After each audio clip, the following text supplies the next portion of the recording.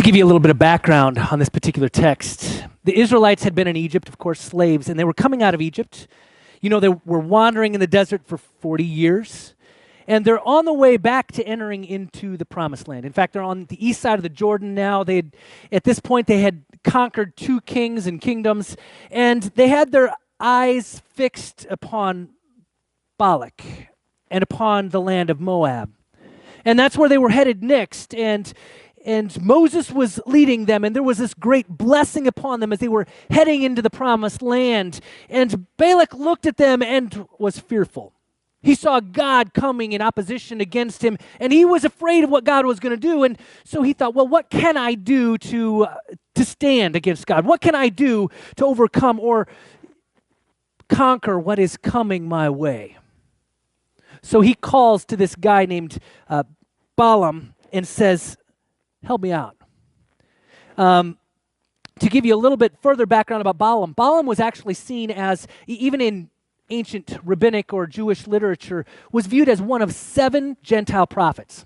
Okay, so he wasn't just some random guy. He was viewed as someone of great power and authority, someone that God had actually communed with and had a relationship with. The rabbis understood that he could, first of all, interpret dreams. Then he had some kind of powers that actually acknowledged him as a magician or someone who could do things through the power of God in him. And then ultimately he had received a gift of prophecy to know that which God would do. And this is what he had received as a gift for himself. But he was not connected to the Jewish nation. He was a Gentile. He was an outsider. It's actually interesting to me, if you think about it, even back before Christ, there was this connection of the olive branch where God has sown in the Gentile nations. God is still at work, still communicating, still actually using people outside of the covenant and bringing people together. So here is Balaam, acknowledged for his authority, for his ability to be a prophet of God.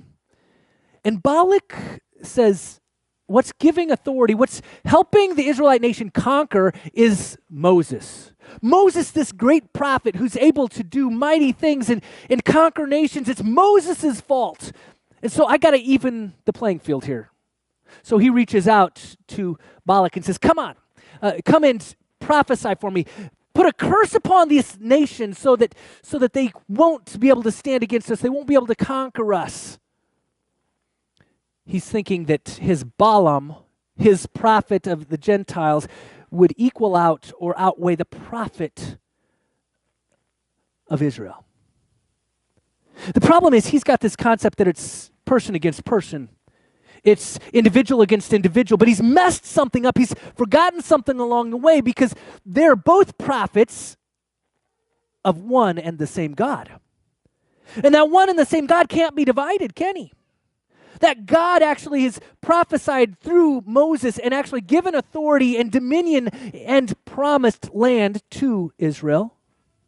And yes, Moses is at the head of that, but it's not Moses' power, is it? It's God's. So then we encounter Balak and Balaam, and Balaam is actually coming to do what Balak would want him to do. That's what he was asked to do. Now, let me also point out, the first time Balak sent somebody, Balaam said, well, let me pray over it. Let me sleep on it, if you will. And he got up the next morning and says, I can't go with you. God told me that I can't go. And they said, oh, okay. They went back to Balak, and Balak said, oh, increase the rewards. Tell him we'll give him whatever he will. He'll receive power. Make him come. Don't give him any excuse. Make him come with you.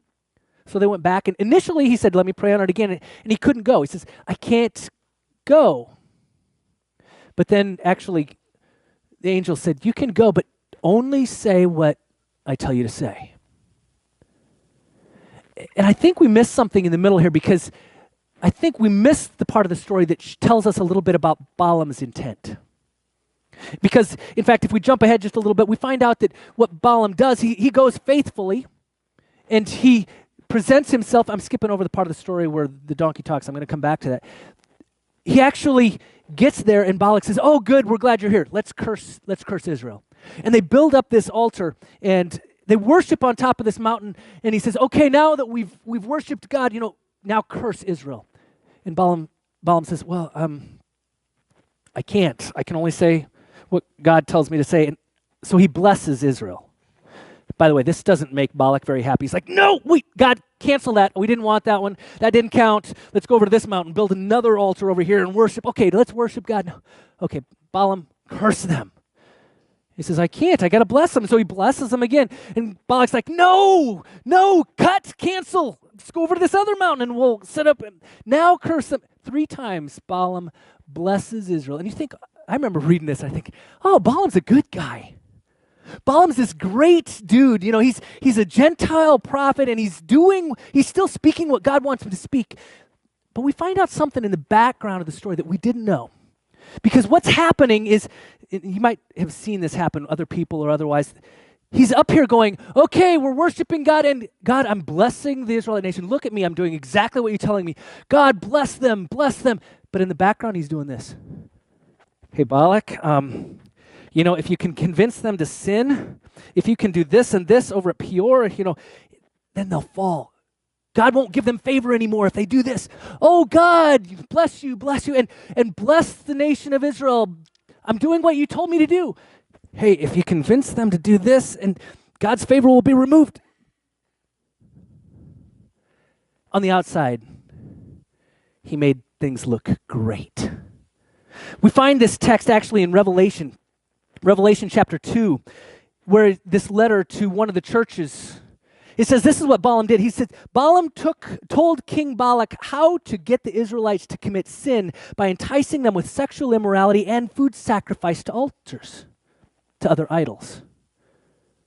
So this is what takes place at this place called Peor, and they begin to sin. The Israelite nation begins to fall, and this barrier between God, all of a sudden, God's blessing them and giving them this land, but they're falling into enticement of sin because of what Balaam has told Balak to do. In fact, you find out that 24,000 some of Israel died because of their unfaithfulness, because of their sinfulness, because they were not being faithful to what God called them to do, before they finally fix things again and head on into the land of Moab. Balaam was deceitful. Balaam was using the gifts and the power that God had given him for selfish gain, for wrong purposes. I look at this story and I think to myself, what was actually taking place here? One of the titles that's given to Balaam in Jewish texts is Rasha, which means wicked one. Wicked one. Balaam, who is the wicked one, this wicked prophet of the Gentiles, who had intentionally caused the people of Israel to sin. God required him to bless, and he did that. All filled with deceit. When we step back and we actually look at the donkey, I think this part of the story is great. And as a kid, you think, oh my, I'd love to have a talking donkey. In fact, you enter the story with a talking donkey, and all of a sudden the talking donkey steals the show, doesn't he? I mean, you kind of forget this other stuff that's going on. You forget that there's Israel and Moab, and you forget that the nations are warring, and Israel is coming back into the promised land. There's this talking donkey. I mean, you gotta love that. Actually, the first thing I think is, how many of you seen the movie Shrek? Okay. You see the movie Shrek, and the only voice you can think of for that donkey is Eddie Murphy, right? And he's just goofball kind of acting. But you know what's really interesting? At the beginning of the movie, the lady brings the donkey in and says, he can talk. You should buy him. He's a talking donkey. And nobody believes her, right? Nobody believes this donkey can talk. Which is very curious because everything else talks in this movie. I mean, there's pigs and there's other fantasy creatures and all kinds of other things that don't even exist, and they're all talking. But this dumb donkey isn't not supposed to be able to speak. And all of a sudden, when the donkey does speak, it steals the show. Which is interesting because Balaam doesn't notice it. His donkey starts talking to him. Says, why are you beating me? He says, oh, he's so angry. Oh, I'm so angry. You made a fool out of me in front of my servants. If I had a sword, I'd kill you. Don't you think he'd be going, you just talked. Whoa, what's going on here?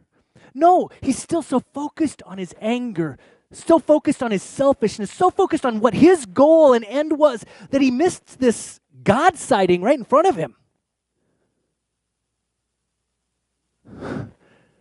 He's focused on getting to and doing his job rather than seeing God.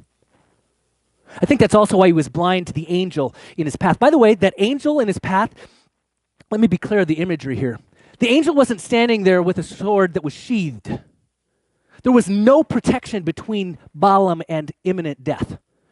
This angel was standing there with a sword out of its sheath, waiting to strike, waiting for Balaam to just get in reach enough. And yet, the donkey sees this imminent danger, and the donkey is smart enough to say, that's not safe. We can't go there. And he protects Balaam 3 times. In fact, 3 times even getting beaten, he protected his master. And I think, what would it be like to be that faithful friend that would take a beating for someone else, that would protect them, that would do whatever we could to protect someone from harm? This donkey. By the way, did you know in Shrek, the donkey's name is Donkey? Did you know in the Bible, the only name given is Donkey? I kind of wonder to myself, this animal didn't even have to be known well enough to have a name other than that it was a donkey. That God made speak so that Balaam could have another chance. Think about this. God knew what he was going to do, which is why the angel was standing there. God knew the perverseness in his heart. God knew his intent to cause Israel to sin. In fact, he knew most likely that's what was going to happen, and yet God gave him another chance to be faithful because the donkey kept him safe, and he opened his eyes to see the imminent danger.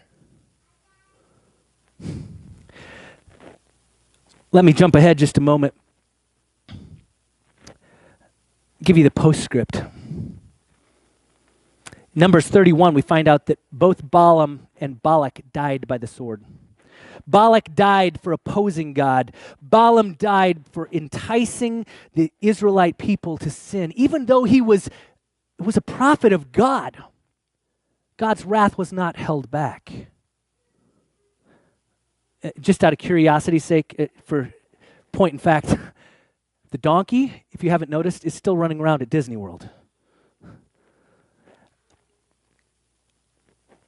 Let me ask you today. We don't have time to get into this story huge deep because it's one that we don't know very well. But let me ask you to think about this. Who are you in this story? Are you like Balak? Do you feel like God is intruding on your life, taking up space, or imposing God's will on you, and you're looking for every possible defense to keep God out? You're looking for anything you can do to prevent God from taking over that which is yours. Are you like Balaam? Do you acknowledge that God has blessed you? God has given you gifts and talents to use for God's glory and God's purpose, to speak and do what God would have you do, and yet you find yourselves using it for selfish gain. Messed up priorities. Can you find yourself in the situation of the donkey even? Do you at times see the danger in front of you, or see God's opposition in front of you? Or do you see God's opposition in front of others? Are you willing to take a beating? Whether verbal or otherwise, in ways that would mean stepping out in faith to love and protect and care for someone else. Where are we at in the midst of this story? Because this story is about setting up barriers, to keep others out, to keep God out. It's about doing what we can to maintain control of our life. But the truth is, we forget that there's one God and one God who has authority both for Moses and for Balaam and for us. And that's the good news. But we need to be looking for ways that we can be as faithful as a talking donkey. In fact, maybe the truth is each one of us needs a donkey in our life to help us make the right and good choices.